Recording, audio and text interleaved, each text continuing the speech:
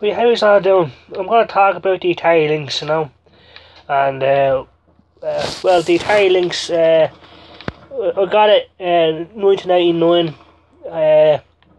It was expensive. It was a colour handheld, and it was to compete against the Game Boy and the Sega Game Gear.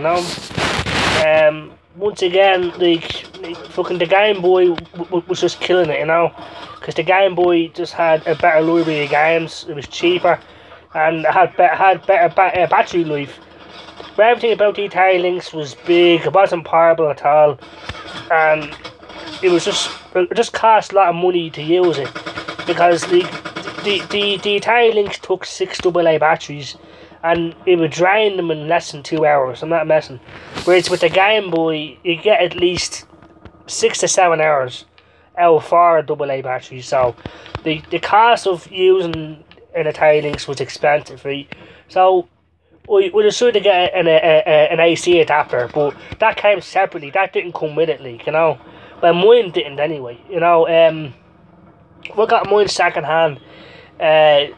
Years ago, there was a shop called Cash Converters, where they sold new consoles, second-hand consoles, but I couldn't find the Atari Lynx anywhere in normal shops, whereas Cash Converters was like a second-hand sort of shop.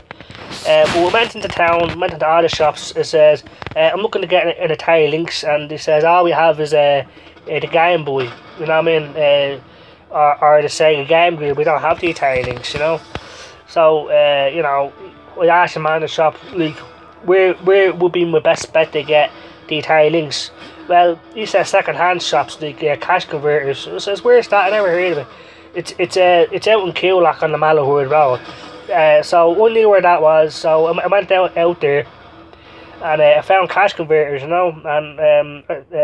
went in there, and this place is huge. Now, they take trade-ins, second-hand stuff, records, bikes, you name it. It's just a big second-hand store, really. They do sell the odd brand new thing, but mostly it's just second-hand stuff, you name it.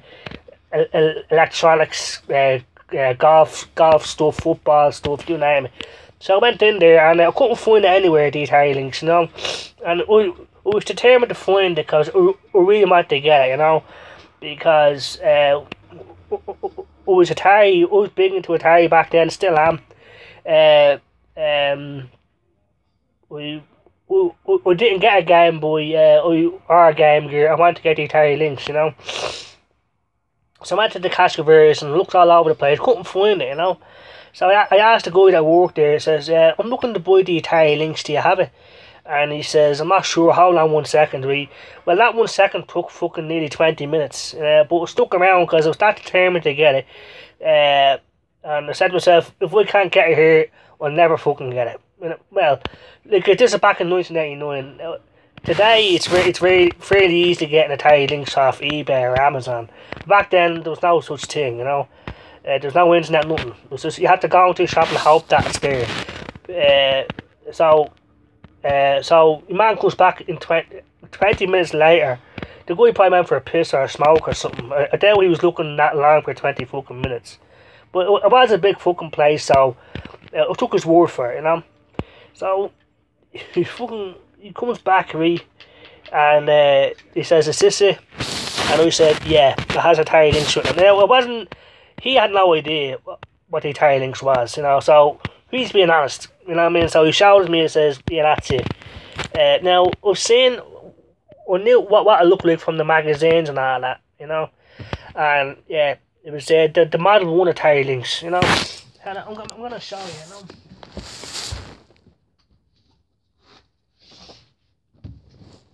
Yeah. And the Atari, it was the Model 1 Atari Lynx, right? And sorry.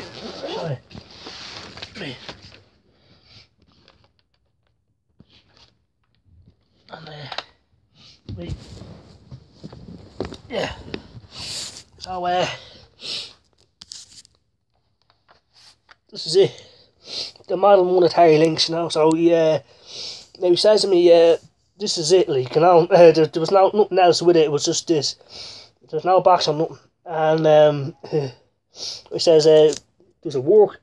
Well, the only way to know is if you put 6 AA batteries into it. The solid battery, so I bought a packet, hoping that would work. Now the game that I came with was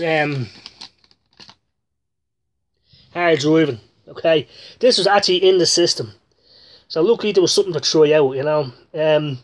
So I was trying to figure out how to open the fucking thing to put the game in, and it opens up at the side there, and the game goes in there, and that's the battery compartment right there. It takes 6 AA batteries. So we put it in, we put the game. We finally figured out how to put the game in the batteries, and it worked. Thank fucking God. Now hard driving, it's a sort of 3D polygonal game, where you're looking through the windscreen of the car. There's no third person perspective, so you're there behind the wheel, and it's basically one track, and you have to get as far as you can before the time runs out. But there's ramps and there's yokes that turn around like that. So it's pretty cool for what it is. And it came out in 1990. And but it's okay. It's not a terrible game, but it's just not fucking great either. So but at the time I was blown away by it, this is really one of the first sort of 3D sort of driving games. But it's very slow paced. It's not fast like Outrun or anything like that. It's more of a simulation sort of game. So yeah, he started up, fucking great, lovely stuff. How much do you want for it? And he says 80 quid. I couldn't believe my fucking ears. I thought he was gonna say something like 160 or 170, but he said 80 quid. Great. I had more than that in my fucking wallet. So yeah, I got it. Brought it home, played the shit out of it, loved every second of it. And it's a great handheld. I love these Atari Lynx, It's more powerful than a Game Boy. It's cooler. And it's pretty, it has sprite scaling capabilities. And it's sort of like it's more 16-bit, the games, And the cool thing is it has a right hand and a left hand feature. That's with its 4 buttons. So there's a button there called mode, and we press that, flip. There's a button called flip, and you can play it left-handed if you want it, which is pretty cool. And like I said, it's the graphics are great, the sound is great. Just eats up the batteries like really fucking fast, So we were spending a fortune on batteries. It just Duracell, 2 hours, and that's it. So that was a major problem. Just eats the fucking batteries. So it was sort of get a power adapter. See, back in the 80s, especially in Ireland, trying to get a hold of Atari stuff wasn't an easy task, because Atari was really was dead. With Nintendo, no problem. If you wanted a Game Boy adapter, no fucking problem. Loads of accessories and stuff. So we'll sort of get a power adapter, right? So I went back to cash converters again, hoping that he'd have one. And he says, nah, sorry, Leak, that's the only one. There's no power adapter or nothing. So I'll just waste my time going back there. I should have just rang the fucking place. Stupid fucking me, So we said to him, do you have any suggestions of where we find a fucking power adapter for it, And he says, there's a shop in town called Pete's. It's like a electronics shop on Parnell Street. I know where Parnell Street is. I'll find it. Thanks very much. So went into Pete's Parnell Street. Walked in there. Now this place had loads of Atari Lynx stuff. I couldn't believe my eyes. They had the consoles, the adapters, the games, everything. I should have went there in the fucking first place instead of going to cash converters. But I went in there, and they were selling the Atari Lynx for 200. So we got mine for 80 with no box. So fucking awesome, So yeah, so I went in there looking for a power adapter, and I said to him, man, I'm looking for a power adapter for the Atari Lynx. And he says, I'm not sure if we sell them separately or not. I'm going to have to check for you. Hold on 1 minute. He fucks off for half an hour. I'm not messing. Fucking need you. I'm standing there for half an hour. And he comes back. Oh, fuck. Well, the thing is, all the power adapters are included in the box with the Atari Lynx. I don't think they sell them separately, but what I can do is take an adapter out and sell it separately. I'm not meant to do it, but I will. And that sounds a bit shady, because this is a fucking legit shop. This isn't like a cowboy fucking shop, you know what I mean? But he says, we can take it out of the box and sell it to you. Well, it's his problem if he gets caught, right? You know what I mean? Like, I'm paying for it. So he says, okay, no problem. How much do you want for it? And he said 100. So I was paying 100 for a fucking power adapter. This cunt was ripped me off, you know what I mean? What this guy wanted was 100 quid for himself. Fucking foolish me, which says, right, 100 fucking quid for a power adapter, right? And we felt fucking cheated, but we couldn't find it anywhere else except this place. Now, the games are really expensive as well, but this is the only shop in Dublin that I knew of that sold tons of Atari Lynx stuff.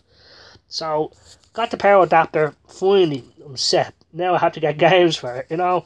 It sounds like I'm bitching and complaining, but I actually love the Atari Lynx, and I have no doubt getting it. It was a big failure once again, you know. It just didn't have the impact that the Game Boy did or the Game Gear. I hope it would, but I still love it all the same, and it's very reliable. My advice is, if you get one, get a power adapter, because it'll eat the fucking batteries, you know. So that's just a little story about the Atari Lynx. I got this case for her.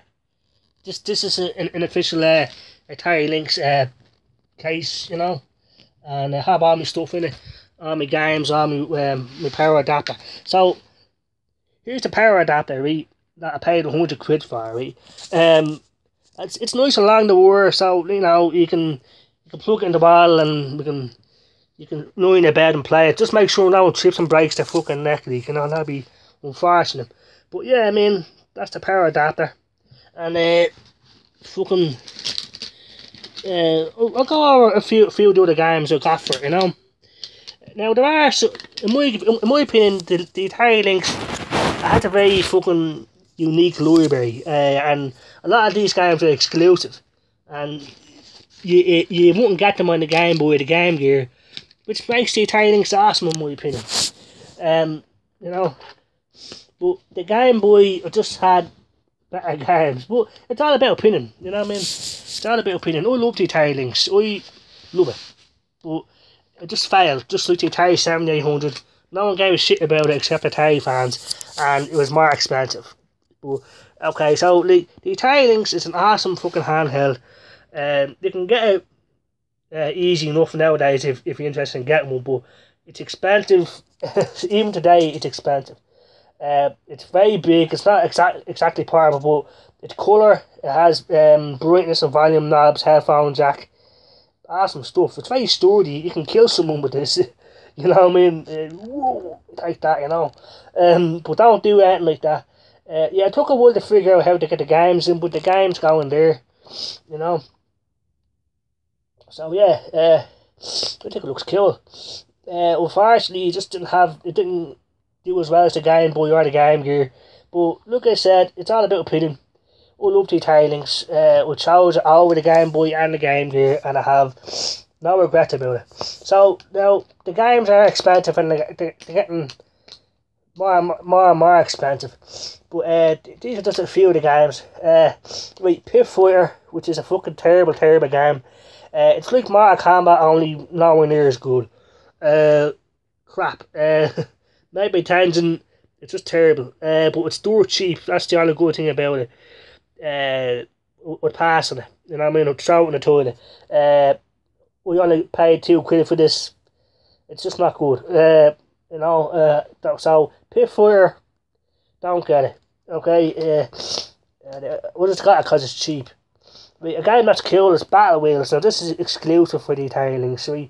But it's pretty cool, and it's one to 6 players. So you can get a link cable and link up 6 Atari Lynx if you want to. I say it's impossible to find 6 other people to play, but it's possible. Just be very expensive, you know. So yeah, this is made by Beyond Games. It's awesome. You're inside the car. I took a first person view. I took a big battle arena. and there's 4 or 5 different cars, all different colours. They have machine guns and rockets, and you have to blow up the cars, right? And then as the driver tries to run away, you can run them over or shoot them, which is pretty cool. So Battle Wheels is very fucking great. It's a very good game. Would recommend it if you're thinking about getting an Atari Lynx, you know. Awesome stuff, like, you know. An awesome game. Robotron 2084. This is fucking awesome. Get it. That's just my opinion. It's one of the best games on the Atari Lynx, and you can't get this on the Game Boy. I don't think you can anyway. Brilliant game. It's expensive though, you know, that's the only thing. But Robotron 2084, awesome fucking game, in my opinion. If you're gonna get the Atari Lynx, would highly recommend it. Hard driving, I already told you about that. It's a good game, it's just very slow paced. It's not a fast driving game like Outrun or anything like that, it's just more slower. But, you know, it's pretty cool. I like it, you know what I mean? Like, Checkered Flag, you know, now this is a great game. F1 driving game, different cars, different tracks. It's pretty cool, you know, and it's now Checkered Flag came out on the Atari Jaguar as well. But now the Atari Lynx version is fucking great. It's a lot like Pole Position, you know, so that's why it's great. It's just way better than the Atari Jaguar version. It's not 3D polygonal or anything. It's just a 2D driving game, which is pretty cool. But this is one of the more expensive ones, you know. But it's pretty cool. I would recommend it. Checkered Flag, you know. On to a game that is the best game on the Atari Lynx, in my opinion. Pac-Land, right? Based on the arcade version, and it's exactly the same. You play as Pac-Man and you have to get it free back to her home. And if you do that, you get these big red boots that they can jump really high. So you can get back home to Mrs. Pac-Man and Pac-Man Jr. So it's awesome. This is one of the best games Namco ever made. In my opinion, it's a side-scrolling jumping game. Something like Mario, except you're Pac-Man.